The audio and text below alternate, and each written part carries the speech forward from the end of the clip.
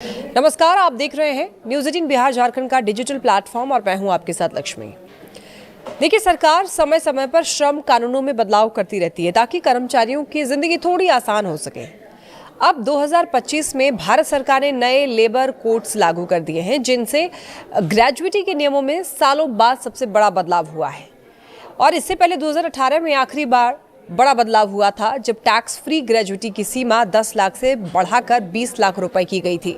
पिछले कई सालों से निजी कर्मचारियों के लिए नियम लगभग वैसे ही थे, लेकिन 21 नवंबर 2025 से ये पूरी व्यवस्था बदल गई है। जी हाँ, अब ज्यादा लोगों को ग्रेजुएटी का हक मिलेगा। पैसा कैसे गिना जाएगा, कितना टैक्स लगेगा और कंपनियों को क्या क्या दिखाना होगा, सब कुछ पहले से ज्यादा और आसान हो गया है। खास बात यह है कि अब फिक्स्ड टर्म या कॉन्ट्रैक्ट पर काम करने वाले कर्मचारियों को भी कम समय में ग्रेजुएटी मिलने लगी है। सबसे बड़ा बदलाव यह है कि अब फिक्स्ड टर्म और कॉन्ट्रैक्ट कर्मचारी सिर्फ 1 साल काम करने के बाद ही ग्रेजुएटी के हकदार हो जाएंगे। पहले देखिए, कम से कम 5 साल नौकरी करना जरूरी था और इसीलिए प्रोजेक्ट पर काम करने वाले लोग या फिर कॉन्ट्रैक्ट स्टाफ अक्सर ग्रेजुएटी से वंचित रह जाते थे। अब आईटी, मीडिया, मैन्युफैक्चरिंग, कंस्ट्रक्शन जैसे सेक्टरों में काम करने वाले लाखों लोगों को इसका सीधा सीधा फायदा मिलने वाला है। देखिए, दूसरा जो अहम बदलाव है वो वेज यानी कि वेतन की परिभाषा को लेकर है। पहले ग्रेजुएटी की गणना सिर्फ बेसिक सैलरी पर होती थी, जिससे रकम कम बनती थी। अब नए नियमों में वेतन का बड़ा हिस्सा वेज में गिना जाएगा और अलाउंस कुल वेतन के 50% से ज्यादा नहीं हो सकता है। इसका सीधा मतलब यह है कि अब ग्रेजुएटी की गणना ज्यादा वेतन पर होगी और कई कर्मचारियों की ग्रेजुएटी 25 से 50% तक बढ़ सकती है।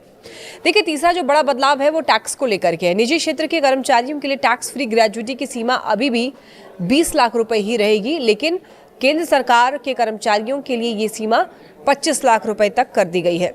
यानी कि सरकारी कर्मचारियों को टैक्स के मामले में और राहत मिलेगी। देखिए, चौथा जो अहम बदलाव है वो ये कि अब ग्रेजुएटी सिर्फ स्थायी कर्मचारियों तक सीमित नहीं रही है। Fixed term, contract, seasonal staff और प्रोजेक्ट आधारित कर्मचारियों को भी अब ग्रेजुएटी मिलेगी। कुछ मामलों में देखिए, अनुपात के हिसाब से इससे संगठित क्षेत्र में लगभग जो है वो हर तरह के कर्मचारी इसके दायरे में आ गए हैं। जहां एट्रिशन ज्यादा होता है वहां ये नियम कर्मचारियों को जोड़े रखने में मदद करेंगे।